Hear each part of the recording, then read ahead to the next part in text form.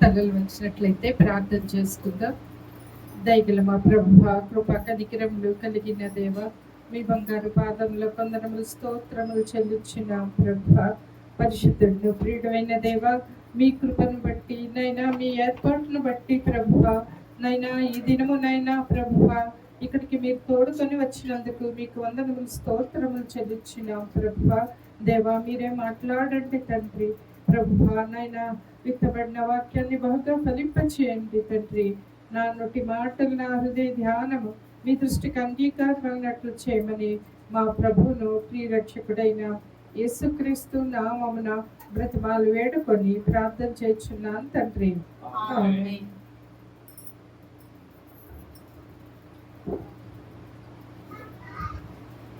మొట్టమొదటిగా దేవుడు నాకు అనుగ్రహించిన ఈ శ్రేష్టమైన సమయం దేవునికి కృతజ్ఞతాస్తుతులు చెల్లించున్నాను. మరి నాకు ఈ అవకాశం ఇచ్చిన సంఘ కాపరి గారికి నా వందనాలు తెలియజేస్తున్నాను. మరి ఇక్కడ కూర్చుని మీ అందరికి కూడా నా హృదయపూర్వక వందనాలు చెల్లించున్నాను. మరి ఈ దినము చాలా సంతోషకరమైన దినం కదా అందరికీ. మరి నాకు కూడా చాలా సంతోషం అనిపించింది. డెకరేషన్ చాలా బాగుంది, అసలు ఐడియా బాగుంది. ఆ బాల్స్, బర్త్డేకి వాడే ఆ బాల్స్ పెట్టడం ఐడియా చాలా బాగుంది. మరి చాలా సంతోషం. నిజానికి చెప్పాలంటే మన సంఘ కాపరి గారు ఎప్పుడు సంతోషం గురించి మాట్లాడుతూ ఉంటారు కదా. ప్రతి వారం ఆయన ఎప్పుడు మాట్లాడినా ఆ సంతోషం అనే పదం వస్తూ ఉంటుంది. అది లేకుండా అసలు ఎప్పుడు కూడా ఆయన మాట్లాడు. సంతోషంగా ఉండాలా, సంతోషంగా ఉండాలా. నిజంగా అందరూ కోరుకునేది అదే, దేవుడు కోరుకునేది అదే. నిన్న మన 11వ తారీఖుని మా ఫాదర్ చనిపోయిన రోజు అన్నమాట, యానివర్సరీ. ఆ రోజు మా కుటుంబ సభ్యులందరం కూడా కూడుకుని మరి ఆయన గురించి పంచుకుంటున్నాం మాటలు. ఆయన ఎలా ఉండేవాడు, ఎక్కువ మాకేం చెప్తుండేవాడు అని పంచుకుంటున్నాం. అంటే ఆయనకి మనవలు, మనవరాళ్ళు, నేను, పిల్లల్లో నేను ఒక్కదానే ఉన్నాను ఇప్పుడు. పిల్లలు, నేను, కోడలు ఉన్నారు, మనవలు, మనవరాళ్ళు, గ్రాండ్ చిల్డ్రన్ అందరూ కూర్చున్నారు. వాళ్ళు కూడా డిగ్రీ అయిపోయింది, పెద్దవాళ్ళే. గ్రాండ్ చిల్డ్రన్ కూడా పెద్దవాళ్ళు అన్నమాట, పెళ్ళిళ్ళు అయిపోయింది కొంతమందికి. మరి అందరూ కూడుకునేటప్పుడు వాళ్ళు పంచుకున్నారు. వాళ్ళు కూడా గడిపారు చాలా చక్కగా సమయాన్ని తాతగారితో. నేను పంచుకున్నప్పుడు అందరం పంచుకున్నది ఏంటంటే, ఆయన మాకు నేర్పించింది ఏంటంటే, ఆయన ఎప్పుడు కూడా మేము సంతోషంగా ఉండాలనేవాడు. ఆయన ఎక్కువ మాట్లాడేవాడు కాదు, చాలా మితభాషి, కానీ మేము సంతోషంగా ఉండాలి ఆయనకి. మరి ఎంత వరీస్లో ఉన్నా, ఇంట్లో ఎంత పనిలో కష్టంలో ఉన్నా సరే, ఒకవేళ ముఖం డల్లగా కనబడింది అనుకోండి, ఎందుకంటే ఆయన 10-15 సంవత్సరాల వరకు మా దగ్గర ఉన్నారు. మా మదర్ చనిపోయాక నా దగ్గర, మా బ్రదర్స్ దగ్గర అంతా. ఎంత కష్టంలో ఉన్నా సరే డల్లగా ముఖం పెడితే, ఏంటి ఎలా ఉన్నావు, సంతోషంగా ఉండనేవారు. మరి ఆయన ప్రిన్సిపల్ అది, సంతోషంగా ఉండాలి అదే. ఓసారి మా పక్కింటి ఆవిడ మా ఇంటికి వస్తూ ఉండేది అన్నమాట. ఇక్కడే ప్రశంస హాస్పిటల్ ఉంది కదా, అక్కడనే వచ్చాడు. ఏంటి ఆవిడ అంత డల్గా ఉంటుంది ఏంటి, ఎప్పుడైనా సంతోషంగా ఉండొచ్చు కదా. ఇదేంటి నాన్న, ఆవిడ సంతోషంగా మనమేం చెప్తాము అని. అంటే మరి అది ఎంత ముఖ్యమో మనకి బైబిల్లో కూడా కనబడుతూ ఉంటుంది. మన జీవితంలో ఏమున్నాయి, ఈ ఎక్స్టర్నల్ పరిస్థితులను బట్టి కాదు. మన సంతోషం ఎక్కడి నుంచి వస్తుందంటే, మనకి దేవుడు ఇచ్చిన రక్షణ నుంచి వస్తుంది. అది ఇప్పుడు ఎంతో మంది ఎంతో ఆస్తిపరులు ఉండొచ్చు కదా, మరి ఎంతో ఆస్తి ఉండొచ్చు, వారికి లేని సంతోషం మనకి ఎక్కడ ఉంది అంటే, ఎలా, ఎక్కడి నుంచి వచ్చింది సంతోషం? సంతోషానికి కారణం మనకున్న డబ్బు బట్టి కాదు, మనకున్న అధికారం బట్టి కాదు. వారికి లేని సంతోషం మనకుంది. ఎందుకంటే మనలో ఉన్న సంతోషం ప్రభు యొక్క సంతోషం. మనలో ఉన్న సంతోషం ఎవరి సంతోషం అండి? ప్రభు యొక్క సంతోషం. మన పాపముల నుంచి మనం విడివింపబడ్డాక మనం దొరికించుకున్న సంతోషం అది. అది ఎవ్వరు కూడా మన దగ్గర నుంచే తీయలేరు. యోహాను సువార్త 15వ అధ్యాయంలో కూడా ప్రభు చెప్తాడు ఏమని, నా సంతోషం నీకు ఇచ్చుచున్నాను అంటాడు. ఇంకా ముందు ముందు 13, 14, 15 అధ్యాయాల్లో అవే చెప్తాడు. నా శాంతిని మీకు ఇచ్చుచున్నాను, మీ సంతోషం పరిపూర్ణమగునట్లు ఈ చెప్తున్నాను అన్నాడు. అది ఆయన చెప్పిన మాట విన్నప్పుడే ఆయన ఇచ్చిన సంతోషం, మన సంతోషం ఏమవుతుందంటే పరిపూర్ణం అవుతుంది. లేకపోతే అసంపూర్ణమైన సంతోషం. ఈ రోజు ఉండి రేపు వెళ్ళిపోయేసి, రేపెందుకు, ఈ రోజు ఉండి ఈ రోజే వెళ్ళిపోతుంది సంతోషం, లోక సంబంధమైన సంతోషం. కానీ దేవుడిచ్చిన సంతోషం మనకి ఎల్లప్పుడూ నిత్యము ఉండే సంతోషం, పరిపూర్ణమైన సంతోషం. అది మరి ఈ దినం మరి అందరం కూడా చాలా సంతోషంగా ఉన్న దినము. ఎందుకంటే మరి ఈరోజు మట్లాది వారం. మరి ఇప్పుడు చదవబడిన వాక్య భాగంలో జకరియా 9:9 చూస్తే, సియోను నివాసులారా బహుగా సంతోషించుడి, యెరూషలేము నివాసులారా ఉల్లాసముగా ఉండుడి. నీ రాజు నీతిపరుడును రక్షణ గలవాడును దీనుడనై గాడిదను గాడిద పిల్లను ఎక్కి నీ యొద్దకు వచ్చుచున్నాడు. మరి బహుగా సంతోషించమంటున్నాడు. మనమే సియోను నివాసులు అంటే ఎవరు? విశ్వాసులు. అందరూ సియోను నివాసులు, విశ్వాసులు. మరి మనల్ని దేవుడు ఏం చెప్తున్నాడండి? బహుగా, మామూలుగా కాదు, సంతోషించుడు, బహుగా సంతోషించమంటున్నాడు. పౌలు గారు కూడా ఎప్పుడు అదే చెప్తారు, ఆనందించుడి, మనలా చెప్పుదును ఆనందించుడి.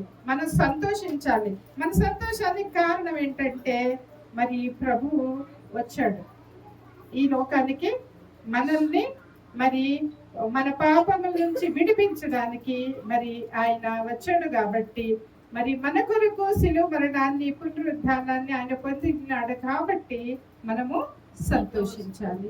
అంతేకాకుండా మనము నిత్యము ఆరాధిస్తున్న ఆ ప్రభువు యొక్క గుణాలు మనం చూడాలి ఒకసారి. ఆయన ఎలాంటి వాడు, ఇక్కడే ఆయన ఎలాంటి వాడు ఉంది కదా. ఆయన నీతిపరుడు, రక్షణ గలవాడు, దీనుడు. అంటే ఆయన కనికరం కలిగిన వాడు కదండి. ఆయన కనికరం కలవాడు. కాబట్టి మనం ఇంకా సంతోషించాలి. ఎందుకు? మన దేవాన్ అంటే ఆయన మన మీద జాలి పడతాడు. జాలిపడే యజమానుడు, దయగల యజమానుడు, దయగల రాజు. మనం నిత్యము మరి ఆరాధించే ఆ దేవుడు ఎవరండి? దయగల రాజు, సాత్వికుడైన రాజు. అంతేగాని బెత్తం పుచ్చుకుని మనల్ని కంట్రోల్ చేయాలనే రాజు కాదు. ఆయన సాత్వికుడైన రాజు, సమాధానకర్త అయిన అధిపతి, ఆయన సమాధానకర్త అయిన. మరి సంతోషంగా ఉండండి అని చెప్తున్నాడు. మన సంతోషం గురించి, మన సమాధానం గురించి ఆలోచన చేసే రాజు మన రాజు. కాబట్టి మనం ఆయన యొక్క గుణాలని కూడా మనము ఒకసారి జ్ఞాపకం చేసుకుంటూ మనం సంతోషించాల్సిన దినము ఈ దినము.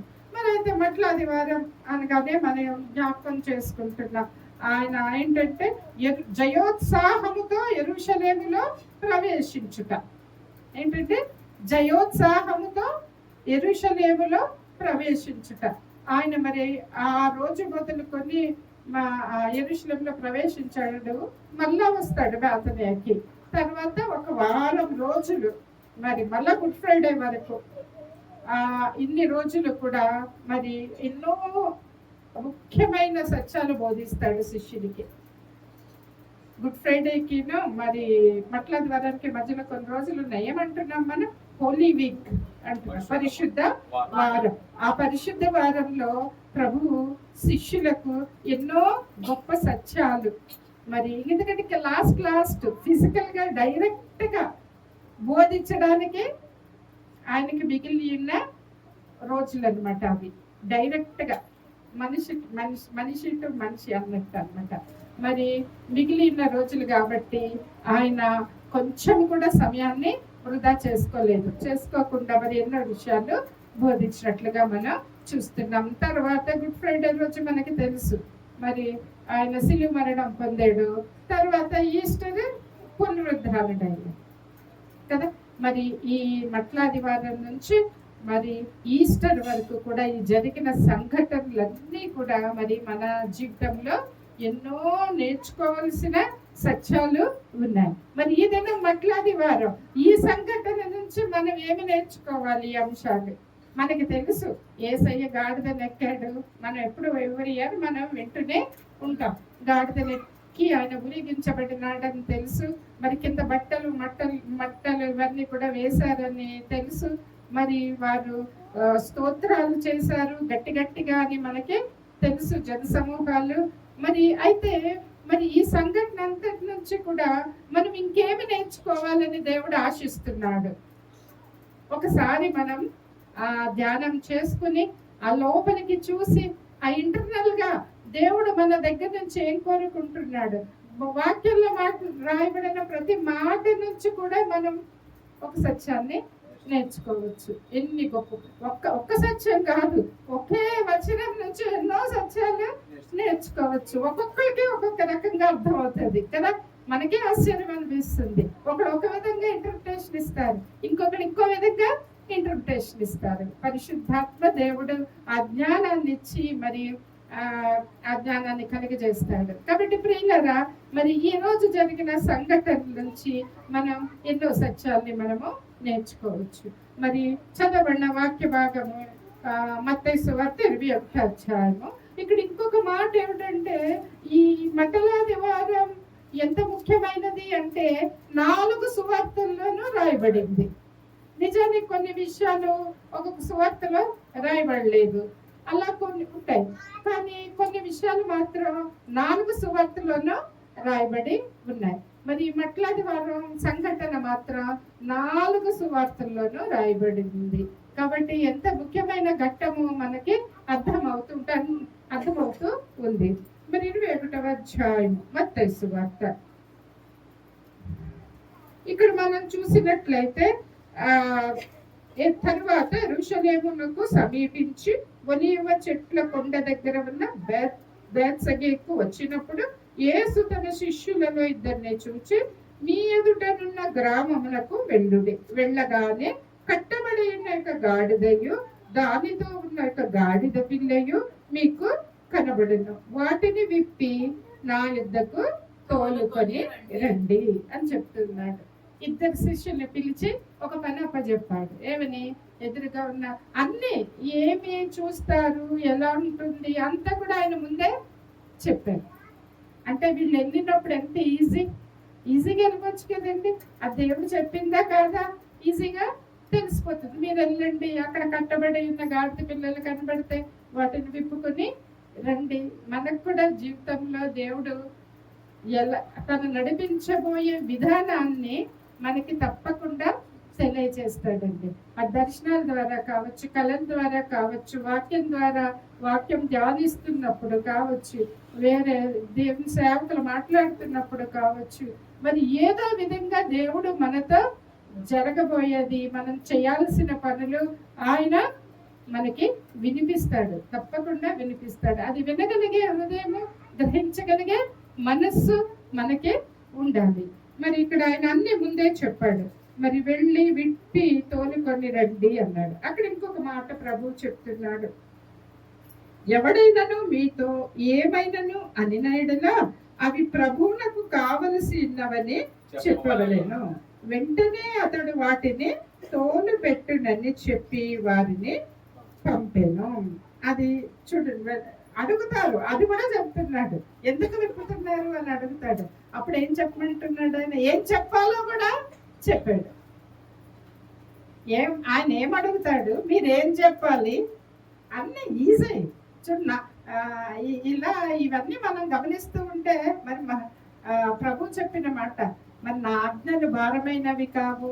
లేకపోతే మత్తయి సువార్త 11:28-29 అవచనాల్లో, నా యుద్ధకు రండి ప్రయాసపడి భారం మోసుకొంచున్న జనం నా యుద్ధకు రండి, నేను మీకు విశ్రాంతి కలుగజేసు, నా భారము తేలిక అంటున్నాడు. కాబట్టి మనం ఏదో కష్టపడిపోతాం అని అనుకుంటాం, కానీ దేవుడే ముందే అన్ని చెప్పి మనకి చేపిస్తాడు. కాకపోతే మనం చేయాల్సిన పని ఏంటి? ఆయన చెప్పింది చెప్పినట్టుగా చెయ్యాలి. అది ఆయన చెప్పింది చెప్పినట్లుగా చెయ్యాలి. మరి ఇక్కడ చెప్పాడు మరి ప్రభువు వారికి, ఏమని మీరు ఏం సమాధానం చెప్పాలా ప్రభువుకి కావలసిన సమాధానం చెప్పండి అంతే, వాటిని తోలు పెడతాడు మీకు అని. అంటే తోలు పెట్టడం అంటే నిజానికి వాటిని తోలుకొని వచ్చింది వారే, శిష్యులే. మరి అవి పెట్ యానిమల్స్ కదా, ఆయన పెంచుతూ ఉన్నాడు ఆ ఓనరు. పెంచినప్పుడు సడన్ గా ఎవరో వచ్చి తీసుకెళ్ళిపోతే అవి కంగారు పడతాయి కూడా. మరి ఆయనే వాటిని నెమ్మదిగా నిమిరో ఏదో చేసి వారికి చక్కగా అప్పచెప్పాల. ఆ యానిమల్స్ కి నోరు లేదు కానీ అన్ని బాగా అర్థం చేసుకుంటాయి. మరి అలాగా ఆయన ఇష్టపూర్వకంగా ఆ శిష్యులకి ఆ గాడిదల్ని అప్పచెప్పాలి. అందుకని మరి ప్రభు చెప్పాడు, ప్రభు కావలసినవని చెప్పండి మీరు, ఆయన తోలు పెడతాడు అన్నప్పుడు. మరి తర్వాత మనకు ఉంటుంది చూడండి 6వ వచనంలో చూస్తే, శిష్యులు వెళ్ళి యేసు తమకు ఆజ్ఞాపించిన ప్రకారము చేసి అని. మళ్ళా ఇంకా వేరే సువార్తలు అయితే ఉంటుంది, వాళ్ళు అడిగినప్పుడు ప్రభు తమకి ఎలా చెప్పారో అలా చెప్పారు అని ఉంటుంది. అంటే మాటకి విధేయత చూపించారు. ఇక్కడ శిష్యులు చూపించారు మాటకి విధేయత, అక్కడ గాడిదల ఓనర్ కూడా విధేయత చూపించాడు. ప్రభు కావాలి అనగానే ఆయన సంతోషంగా తోలు పెట్టినట్లుగా మనం చూస్తున్నాం. మరి ప్రభు మాటకి యాజ్ ఇట్ ఈజ్ మనము విధేయత చూపాలి అనే విషయాన్ని కూడా మనం ఇక్కడ తెలుసుకుంటూ ఉన్నాం. ఏ సంఘటనలో అయినా కానాలో మరి ఆయన ద్రాక్షారసంగా మార్చాడు కదా, నీళ్ళని ద్రాక్షారసంగా మార్చినప్పుడు ఆ నీళ్లు నింపేవారు. ప్రభు ఏం చెబితే అది చేశారు, ప్రశ్నించలేదు కదండి. నీళ్ళేంటి నింపమంటున్నాడు అని అనుమాన పడలేదు, క్వశ్చన్స్ వేయలేదు. అలా ఆయన ఏం చెప్పితే అది చేయాలి అంతే. మనం ప్రశ్నించకూడదు ప్రభువుని. అలాగే 5 రొట్టెలు 2 చేపలు ఆహారాన్ని పంచిపెట్టినప్పుడు 5,000 మందికి కూర్చోబెట్టండి అన్నాడు. పంక్తిని తీరి కూర్చోబెట్టండి జనాలను అన్నాడు. ఏం చేశారు వాళ్ళు? అప్పుడు ఏం చేశారు? కూర్చోబెట్టారు. ప్రశ్నించకూడదు. ప్రభు చెప్పిన మాటలు యాజ్ ఇట్ ఈస్, ప్రభు ఏం చెప్పితే మనం అదే చెయ్యాలి. ప్రియులారా, అప్పుడు మనం అద్భుతాలు చూస్తాం. అది మనకు తెలుస్తుంది మన హృదయానికి. అప్పుడు ఆయన యొక్క సంతోషంతో మన హృదయము నిండుతుంది. అది ఒక్కొక్కరి జీవితంలో ప్రభు ఒక్కొక్క విధంగా మరి చూపిస్తూ ఉంటాడు. మరి అంతేకాకుండా మరి ఈ జరిగిన సంఘటన ముందుగానే లేఖనాల్లో రాయబడింది. లేఖనాలు నెరవేరునట్లుగా లేఖన ఇలాగ జరిగను అని ఉంటుంది మనకి చాలా సార్లు. లేఖనాలు నెరవేరినట్లుగా అంటే జరగబోయేది తెలుసు కాబట్టి ముందే పాత నిబంధన గ్రంథంలో జరగబోయే విషయాలన్నీ రాయబడి ఉన్నాయి. జరగబోయే విషయాలు రాయబడినవి జరిగినాయి. అది జరగబోయేవి రాయబడినవి జరిగాయి. మరి అదే మనం చూస్తే ముఖ్యంగా యేసయ్య గురించి మరి ఎన్ని చోట్ల మరి ప్రవచనాలు రాయబడినాయి కదా. మరి అవన్నీ కూడా జరిగినట్లుగా మనం చూస్తున్నాం. ఆయన ఎలా పుడతాడు, మరి ఇది ఎలా వస్తాడు యెరూషలేముకి, ఇది ఎలా చనిపోతాడు, ఏ రకంగా ఆయన బాధ నొందుతాడు, ఏ రకంగా పునరుద్ధానం పొందుతాడు, అన్నీ కూడా మరి పాత నిబంధన గ్రంథంలో మరి రాయబడి ఉన్నాయి. ఎందుకంటే ముందే చెప్పారు. మరి తెలుస్తుంది, అవును కదా ముందే చెప్పారు ఇలా జరిగింది అని తెలిసినప్పుడు అదొక ప్రూఫ్ లాగా కూడా మరి వారికి ఉంటుంది. కాబట్టి ప్రియులారా, మన ఇది ప్రవక్తలు వలన చెప్పబడినది నెరవేరినట్లు ఇది జరిగెను. అదేంటంటే ప్రవక్తలు చెప్పిన మాట 5వ వచనం, ఇదిగో నీ రాజు సాత్వికుడై గాడిదను భారవాహక పశువు పిల్ల అయిన చిన్న గాడిదను ఎక్కి నీ యొద్దకు వచ్చుచున్నాడని సీయోను కుమారితో చెప్పుడి అనున్నది. అది ఈ మాటలు మనకి పాత నిబంధన గ్రంథంలో రాయబడి ఉన్నాయి. ఇప్పుడు మనం చదువుకున్నాం కదా జకర్యా 9:9లో ఇవే మాటలు రాయబడి ఉన్నాయి. మరి మన రాజు సాత్వికుడై వస్తున్నాడు, చిన్న గాడిద పిల్లను. మరి మార్కు సువార్తలో ఉంటుంది, మరి ఈ గాడిద పిల్ల మీద ఇంతకు ముందు ఎవరు కూడా ఎక్కలేదు. మరి రాజు ఎక్కే వాహనం మీద ఎవరు కూడా ఎక్కరు. మరి ఆ గాడిద పిల్ల మీద ఇంతకు ముందు ఎవరు ఎక్కలేదని కూడా రాయబడి ఉంది. మరి ఆయన గాడిద పిల్ల మీద ఎక్కి మరి వచ్చుచున్నాడు అని ఇక్కడ లేఖనాల్లో రాయబడినట్లుగా మనం చూస్తున్నాం. నిజానికి పాత నిబంధన న్యాయాధిపతుల కాలంలో మరి ఆ న్యాయాధిపతులు అది మరి యుద్ధంలో జయం పొందాక విజయోత్సాహంతో వచ్చినప్పుడు మరి ఈ గాడిద పిల్లనెక్కి వచ్చినట్లుగా కూడా మనకి ఉంది. అప్పటికి ఎక్కువ గుర్రాలని వాడలేదు. తర్వాత సొలొమోను కాలం నుంచి మరి గుర్రాలు వచ్చాయి. అయితే మొత్తానికి పాత నిబంధన గ్రంథంలో మనం చూసినట్లయితే గాడిదలు నెక్కిన రాజులు ఉన్నారు, గుర్రాలు నెక్కిన రాజులు ఉన్నారు. కానీ మరి యేసయ్య దేన్ని సెలెక్ట్ చేసుకున్నాడు? యేసయ్య దేన్ని సెలెక్ట్ చేసుకున్నాడు? దేన్ని సెలెక్ట్ చేసుకున్నాడు? గాడిద పిల్లని సెలెక్ట్ చేసుకున్నాడు. మరి ఈ రాయబడిన విషయాల్లో ప్రతిది కూడా ఒక గొప్ప అర్థంతో కూడి ఉంటది. ప్రతి విషయంలో ఒక అర్థం ఉంటుంది. ఆయన మరి గాడిద పిల్లని సెలెక్ట్ చేసుకోవడంలో ఎంతో అర్థం ఉంది కదా. ఇప్పుడు గుర్రాలకి వచ్చిన రాజు ఫీలింగ్స్ ఎలా ఉంటాయి? తన బలం మీద తనకి నమ్మకం ఉంటుంది, తను ఎక్కిన గుర్రం బలం మీద కూడా తనకి నమ్మకం ఉంటుంది చాలా కదా. నా గుర్రం చాలా బాగా పరిగెట్టగలదు, ఈ గుర్రం నాకుంటే నేను ఎలాంటి శత్రువులైనా నేను జయిస్తాను అని ఆ ఒక నమ్మకం అనేది ఉంటుంది ఆ గుర్రం మీద కదా. కానీ చూడండి, మన కీర్తనల గ్రంథం 147:10 చూడండి.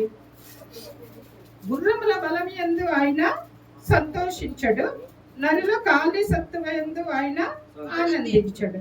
తన యందు భయభక్తులు గల వారి యందు, తన కృప కొరకు కనిపెట్టు వారి యందు యెహోవా ఆనందించువాడే ఉన్నాడు. దేవుడు ఎవరి మీద ఆనందిస్తాడండి? తన కృప కొరకు. కానీ ఇంకా దేని మీద వారి నమ్మకం ఉండకూడదు. సంపూర్ణమైన విశ్వాసం ఉండాలి దేవుని మీద, సంపూర్ణమైన విశ్వాసం. కొంచెం విశ్వాసం కూడా మరి గుర్రాల మీద కానీ దేని మీద కానీ ఉండకూడదు. మరి ఆయన మరి గాడిద పిల్లను సెలెక్ట్ చేసుకున్నట్లుగా చూస్తున్నాం కదా.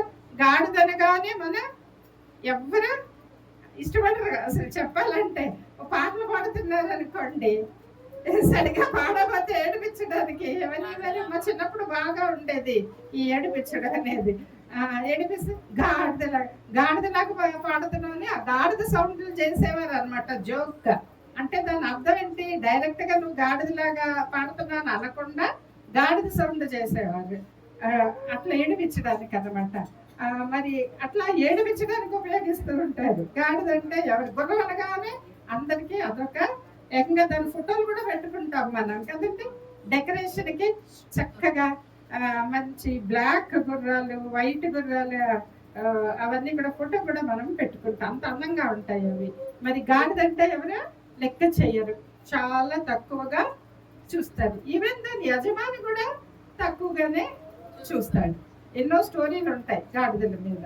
మరి అలాంటి ఎందుకు మనం కూడా ఎందుకు పనికి రాని స్థితిలో ఉన్నప్పుడు దేవుడు మనల్ని ఎన్నుకొని ఆయనను మోసేవారంగా చేశాడు కదండి.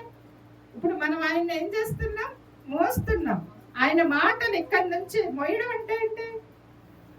మోయడం అంటే తీసుకెళ్తారు, ఒక చోట నుంచి ఇంకో చోటకి తీసుకెళ్ళడం. గాడిద యేసయ్యను ఎక్కించుకుని తీసుకెళ్ళింది, మోసింది కదా. మరి ఈరోజు మనం కూడా ఏం చేయాలంటే యేసు కొరకు సాక్షులుగా ఉండి ఆయన మాటల్ని మనము, ఆయన మన జీవితంలో మనకు అనుగ్రహించిన సాక్ష్యాన్ని తీసుకెళ్ళాలి. ఏం తీసుకెళ్ళాలంటే ఆయన మన జీవితంలో అనుగ్రహించిన సాక్ష్యాన్ని మనం ఎదుటి వారి దగ్గరికి మనము తీసుకెళ్ళాలి. అది ఇదంతా సాధ్యమని ఫస్ట్ మనం విశ్వసించాలి కదా.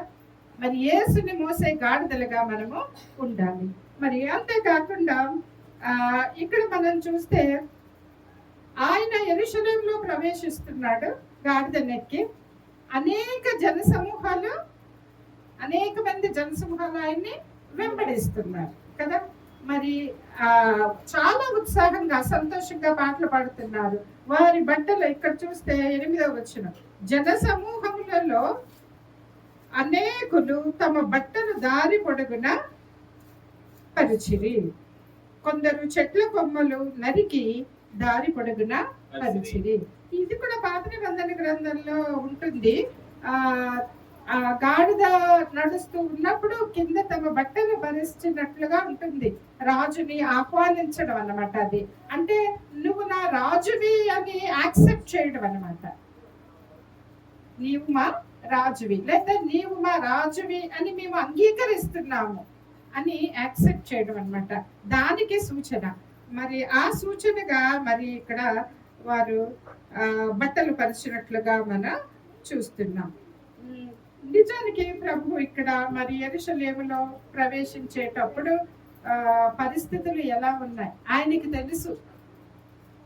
ఏమి జరగబోతుంది అనేది ఆయనకి తెలుసు. అయినా చుట్టుపక్కల ఉన్న వాళ్ళకి ఏమీ తెలియదు. ఆయన చూచాయిగా చెప్పినా వాళ్ళు ఇంకా గ్రహించలేదు, కానీ ఆయనకి మాత్రం తెలుసు.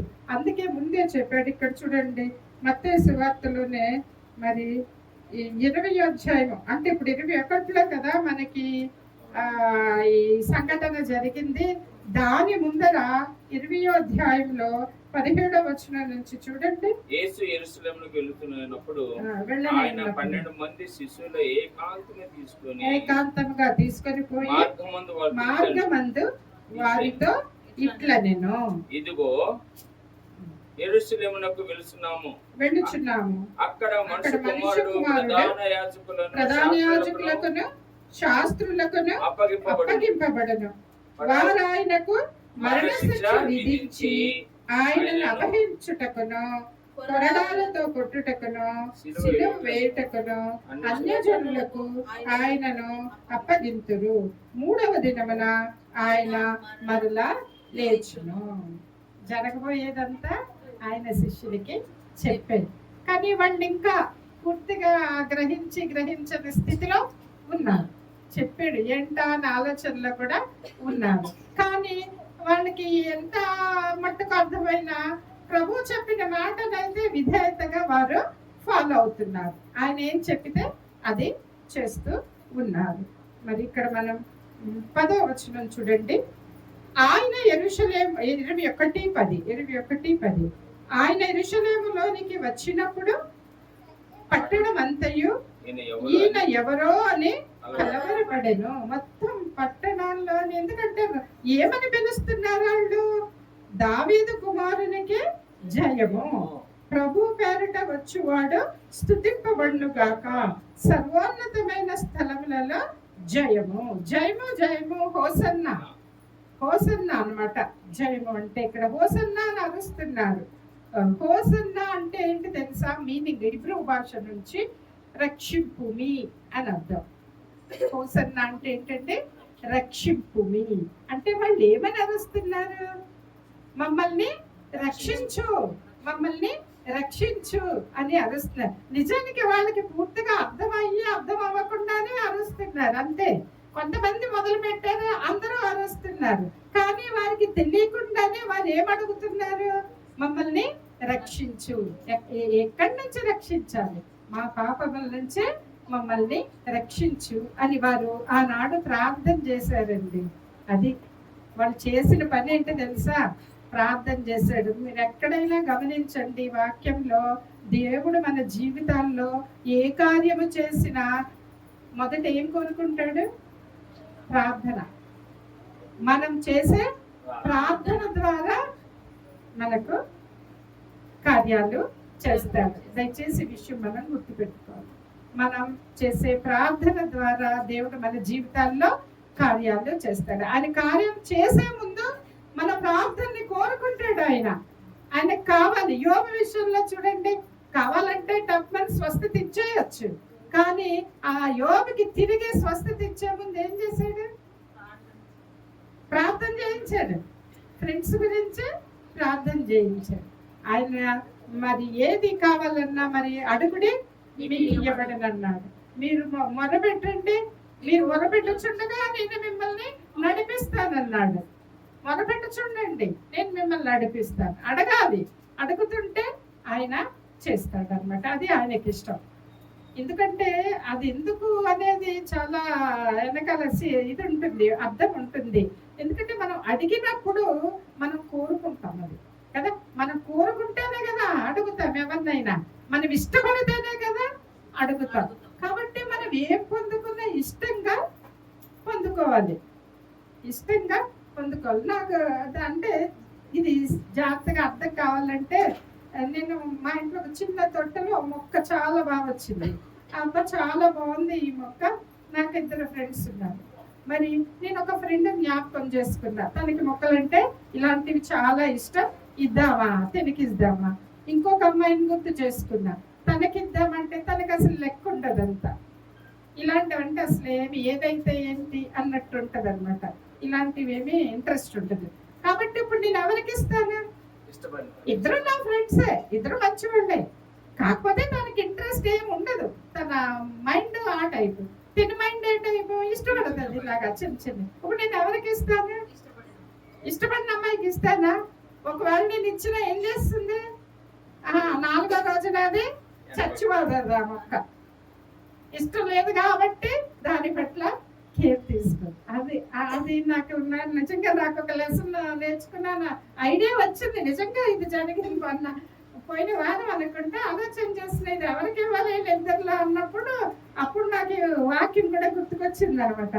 అందుకేనేమో దేవుడు అడగమన్నాడు. ఇష్టపడతాం, అడిగినప్పుడు ఏం చేస్తాం? ఇష్టపడి అడుగుతాం. మరి ఇష్టపడిన వాళ్ళకి ఆశగల వాడిని ప్రాణం తృప్తిపరుస్తానన్నాడు దేవుడు. అందుకే మనం ఆశపడాలి, ఏదైనా ఆశపడాలా, దేవుణ్ణి అడగాల. మనం లెక్కలు ఏమిటుంటే దేవుడు కూడా ఏమీ చెయ్యడు కదా. కాబట్టి ప్రియమైన దేవుని బిడ్డలారా, మన దేవుని గుణాల పట్ల మనం ఆశ కలిగి ఉండాలి. ఏముందిలే అది అంత ఈజీ కాదు, అది మనం జీవించగలమా, యేసయ్య జీవించాడు, అటువంటి అభిప్రాయాలు పెట్టుకున్నాం అనుకోండి, నిజంగా అలాగే ఉంటాం. మనలో మార్పు రావడం కూడా కష్టం. అలా కాదు, మనం దేవుని అప్రోచ్ అవ్వాల్సింది. దేవా నువ్వన్నావు, నువ్వు ఇలా జీవించావు, నీ స్వరూపంలో మమ్మల్ని జీవించమన్నావు, ఇవన్నీ మాకు కూడా ఇయ్యే, నేను జీవిస్తాను, నువ్వు నాకు సాయం చేయి, నా అంతటి నేనైతే చేయలేను అని. మరి ఆ విధంగా మనం ఆశపడినప్పుడు మరి దేవుడు మనకి అడిగిన అన్నీ కూడా ఇస్తాడు. కాబట్టి ప్రియులారా, ఇక్కడ వీళ్ళు రక్షింపు మీ అని అర్థం. అంటే వాళ్ళు ప్రార్థన చేశారు, తెలుసో తెలియకో ప్రార్థన చేశారు రక్షించమని. మరి తర్వాత నిజానికి అదే నోటితో తర్వాత సిలువ వేయమని కూడా అన్నారు కొంతమంది. మరి తర్వాత పేతురు గారి ప్రసంగం చేసినప్పుడు ఒకసారి 3,000 మంది, ఒకసారి 5,000 మంది రక్షింపబడ్డారు కదా. మరి కార్యమైతే జరిగింది, వారి ప్రార్థనకైతే జవాబు వచ్చింది. మరి అదే విధంగా ఇక్కడ మనం చూస్తున్నాం, జయము జయము స్తుతింపబడునుగాక అని మరి వారు కేకలు వేసినట్లుగా మనం చూస్తున్నాం. తర్వాత 10వ వచనంలో ఆ కేకలు అది విని ఆ జనసమూహం, పట్టణం అంతా, అంటే పట్టణంలో ఉన్న జనాలందరూ కలవరపడ్డారటండి. ఎవరి రాజు అని కలవరపడ్డారంట. చూడండి, ఆయన పుట్టినప్పుడు ఎవరు కలవరపడ్డారో చూద్దాం. మత్తయి సువార్త 2వ అధ్యాయము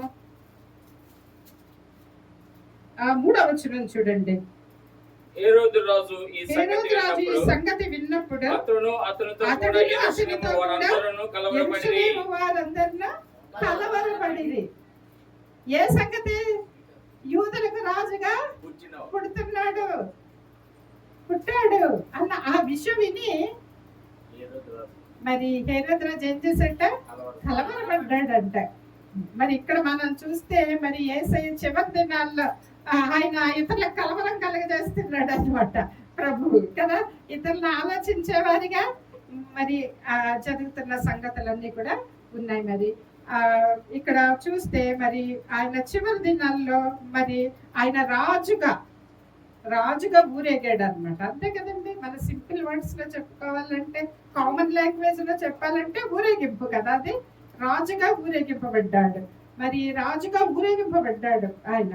మరి అప్పుడు జనాలందరూ కూడా మరి కలవరు, ఎవరి రాజు ఏంటి అసలు అని. నిజానికి ఆయనకి అలాగా ఊరేగింపబడడం అది ఆయనకి ఇష్టం ఉండదు కదండి. మనకి తెలుసు ఆయన పరిచర్య చేసిన 3.5 సంవత్సరాలు కూడా అసలు ఎప్పుడు సైలెంట్ గా చేసేవాడు ఆయన. ఒకసారి వారు యూదులు రాజుగా చేసేస్తానన్నారు, అప్పుడు తప్పించుకున్నాడు కదా. ప్రతిసారి కూడా ఆయన తప్పించుకునేవాడు. ఆయనకు అసలు ఇలా గొప్ప చేయబడడం ఆయనకి ఇష్టం లేదు. కానీ ఈ ఒక్కసారి మాత్రము ఆయన కావాలంటే అప్పుడే ఒప్పుకుంటున్నాం కదా. కానీ ఆయన అలాంటివేమి కూడా ఇష్టం లేదు. ఈసారి మాత్రం మరి ఆయన మరి రాజుగా మరి జనులతో మరి ఊరేగింపబడ్డాడు. ఎందుకంటే అక్కడ ఎన్నో విషయాలు ఉన్నాయి.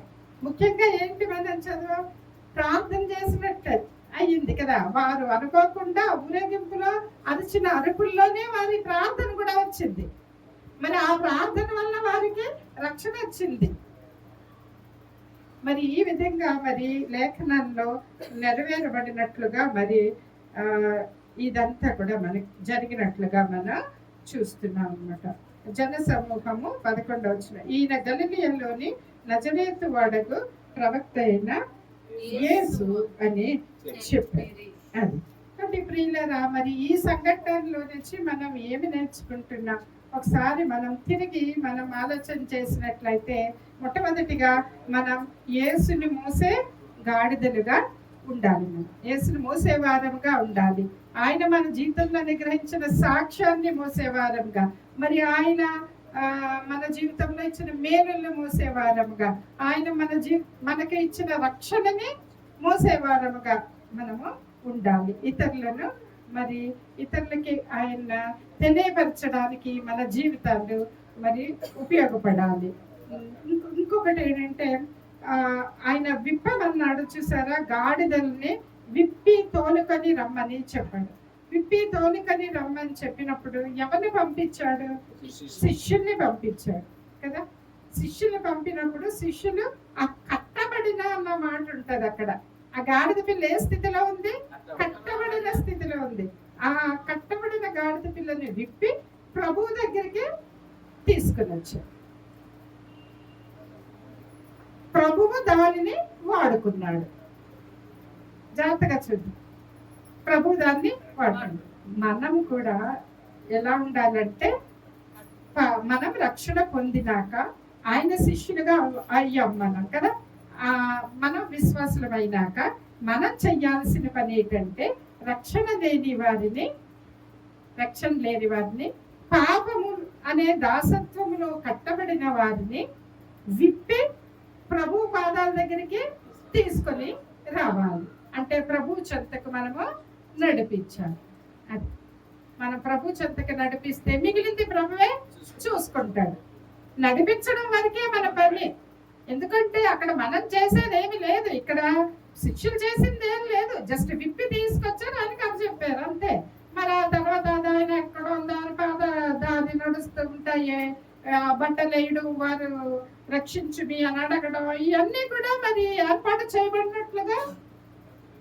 చేయబడినట్లుగా లేఖనాల్లో రాయబడినట్లుగా అవి జరిగాయి. వారు చేసిన పని కేవలం విప్పి తీసుకుని వచ్చారు. కాబట్టి ప్రియులరా, మన పని కూడా ఏం చేయాలంటే, పాపములో ఉన్న వారిని, కట్టబడిన వారిని, రక్షణ లేని వారిని, మరి ఇర్రెస్పెక్టివ్ ఆఫ్ ఏజ్, ఎవరైనా సరే, యవ్వనస్తులు, చిన్నపిల్లలు, పెద్దవారు, ఎవరైనా సరే, ఆరోగ్యవంతులు, అనారోగ్యవంతులు కూడా అనొచ్చు కదా.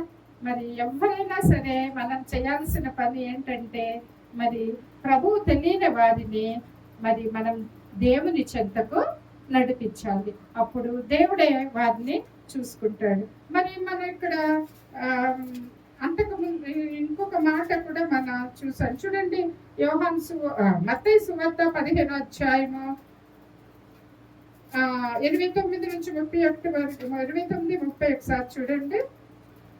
యేసు అక్కడి నుండి వెళ్ళి గలిలయ సముద్ర గలిలయ తీరమునకు సముద్ర వచ్చి తీరమునకు వచ్చి కొండెక్కి అక్కడ కూర్చుండగా బహు జన బహుజన సమూహములు సమూహంలో ఆయన ఎద్దకు వచ్చి కుంటివారు, గ్రుడ్డివారు, మూగవారు, అంగహీనులు మొదలైన అనేకులను తీసుకొని వచ్చి ఆయన పాదముల యొద్ద పడవేసిరి. ఆయన వారిని స్వస్థపరిచెను. ఇలాంటి సంఘటనలు మనం ఇంకా చూస్తాం. జనసమూహాలు ఏం చేశారటండి, ఈ కుంటివారిని, గుడ్డివారిని వీళ్ళందరినీ తీసుకొచ్చి ఏం చేశారు, ఆయన పాదాల దగ్గర పడేశారు. నువ్వు చూసుకో ఏం చేస్తావు. వాళ్ళు చేసిన పని ఒక్కటే, ఆయన పాదాల దగ్గరికి తీసుకొచ్చారు. అప్పుడు ఆయన ఏం చేశాడంటే, ఆయన పాదాల దగ్గర వాళ్ళు అంత బాధపడుతూ ఉంటుంటే ఆయన పట్టించుకోకుండా లేదు. ఏం చేశాడు, స్వస్థపరిచాడు. ఆయన పాదాల దగ్గరకు వచ్చిన వారిని ఎవరిని స్వస్థ చేయకుండా పంపినట్లుగా మనం ఎక్కడ చూడం. న్యూ టెస్ట్మెంట్ లో, సువార్తల్లో ఎక్కడ చూడం. ఆయన దగ్గరికి రావాలే కానీ స్వస్థత కోరుకుని ప్రతి ఒక్కరిని ఆయన స్వస్థపరిచి పంపించాడు. ఆఖరికి ఆ తర్వాత మట్లాదం తర్వాత దేవాలయాన్ని శుభ్రం చేసిన సంఘటన ఉంటుంది కదా, ఆ కొరడాలతో కొట్టి అవన్నీ ఉంటుంది కదా. అప్పుడు కూడా అక్కడ గుంటివారు అంటే వాళ్ళని స్వస్థపరిచినట్లు ఉంటుంది. ఆయన ఎదురుగా ఎవరుంటే వారిని ఇంక ఎన్నెన్ని చెప్తాం. ఎన్నో సంఘటనలు ఉన్నాయి. పక్షవాయు గల వారిని పైనుంచి దించుతారు కదా, అవునా? దించినప్పుడు తీసుకురావడం వారి పని. వాళ్ళ విశ్వాసం చూసి ఈయనని స్వస్థపరిచారు. కొన్నిసార్లు వాళ్ళకి వాళ్ళే రాలేరండి, కొన్నిసార్లు కాదు చాలా సార్లు రాలేరు. విశ్వాసులమైన మన పని అక్కడ చాలా ముఖ్యం. వారు ఆలయానికి తీసుకురాబడాలి, దేవుని దగ్గరికి తీసుకురాబడాలి అంటే మన జీవితము, మన మాటలు, మరి మన సాక్ష్యాలు ఇవన్నీ కూడా మరి ఎదుటి వారిని ఆయన దగ్గరికి తీసుకుని రావడానికి మరి ఉపయోగపడాలి. కాబట్టి మనం ఇవన్నీ కూడా మనం తెలుసుకుంటున్నాం. ఈ సంఘటన ద్వారా మనము తెలుసుకున్న విషయాలు. ఇంకోటి ఏంటి, ప్రార్థన ద్వారా దేవుడు కార్యాలు చేస్తాడనేది కూడా మనం ఇక్కడ చూస్తున్నాం. ప్రార్థన అనేది చాలా ముఖ్యం. అంతేకాకుండా ప్రియులారా, ఇక్కడ మరి చివరిగా మనం ఆలోచించాల్సిన విషయం ఏమిటంటే, ఆయన యెరూషలేములో ప్రవేశిస్తున్నాడు. జరగబోయే సంగతులు తెలుసు ఆయనకి, భయంకరమైన విషయాలు జరగబోతున్నాయి. మరి ఈనాడు మన హృదయం ఏమిటి, యెరూషలేము అనే దేవాలయం. అంతే కదండి, దేవుడే చెప్పాడు కదా వాక్యంలో, మన హృదయం ఏంటి, దేవాలయం, దేవునికి దేవాలయం. మరి ఈ దేవాలయంలో ఆయన ప్రవేశిస్తున్నాడు. మనం ఏ రకంగా రెస్పాండ్ అవుతున్నాం, మనం ఏ రకంగా రెస్పాండ్ అవుతున్నాం? ఆయనని ఘనపరిచే వారముగా మన హృదయంలో, మన జీవితంలో ఘనపరిచే వారముగా ఉన్నామా, లేక ఆయనని సిలువ వేసే వారముగా ఉన్నాము? ఏది చేయాలన్నా మన ఆలోచనలు, మాటలు, పనులే వాటిని చెప్తాయి. కాబట్టి ప్రియులారా, మరి యేసయ్య ఈ దినము మన హృదయాల్లో ప్రవేశిస్తున్నాడు. మనం ఏ విధంగా ఆయన గణపరచాలి? మరి ఆనాడు వాళ్ళు గణపరచలేకపోయారు, గణపరిచినట్టే గణపరిచారు ముందు. తర్వాత ఏమైంది, సిలువకే వెళ్ళాల్సి వచ్చింది ప్రభు. కానీ మరి అది అయిపోయింది. ఇప్పుడు ఇక ఆయనకి ఘనతే మిగిలి ఉంది, మహిమే మిగిలి ఉంది కదా. ఆయన పడాల్సిన కష్టం అయిపోయింది. కాబట్టి ఇప్పుడు ఆయన మన హృదయంలో ప్రవేశించినప్పుడు మనం ఆయనని మహిమపరిచే వారముగా మనం ఉండాలి. ఎదుట ఆయన గొప్పతనాన్ని మరి మహిమపరిచే వారముగా మనము ఉండాలి. మరి ఇవన్నీ కూడా మన హృదయంలో భద్రపరుచుకుని మరి వింటూ ఉన్నప్పుడు వాక్యము మార్పు అనేది రావాలి మన జీవితంలో. మరి చర్చ అయిపోయింది, వాక్యం వినేసాం, పాటలు పాడేసాం అని వెళ్ళిపోతే కాదండి. మరి అది చాలా బాధతో, అది కాపర్లకి తెలుస్తుంది ఆ బాధ అంతా కాపర్లదే. మరి కాపర్లు ఎంతో ఆశిస్తారు, నా బిడ్డలే, నా సంఘానికి వచ్చే బిడ్డలే ఎంతో ఎదగాలి అని. మరి అలాగ ఏంటంటే మనం దినదినము వారం మనం వచ్చి మరి వాక్యం నేర్చుకుంటూ ఉన్నప్పుడు, ప్రార్థన చేసుకుంటున్నప్పుడు, తిరిగి మనం ఆదివారం వచ్చే వరకు ఇంప్రూవ్మెంట్ అనేది మన ఆత్మీయ జీవితంలో ఉండాలి. ఎన్నో విషయాలు తెలుసుకుని మరి దేవునికి ఇష్టమైన బిడ్డలుగా జీవించాలనే నిర్ణయంకి మనం కట్టుబడి ఉండాలి. దేవుడి వాక్యం దీవించి ఆశీర్వదించును గాక. ఆమేన్. తలలు వంచుకున్నట్లయితే చిన్న ప్రార్థన చేసుకుందాం. దయగల మా ప్రభు కృపా కనికరములు కలిగిన దేవ, మీ బంగారు పాద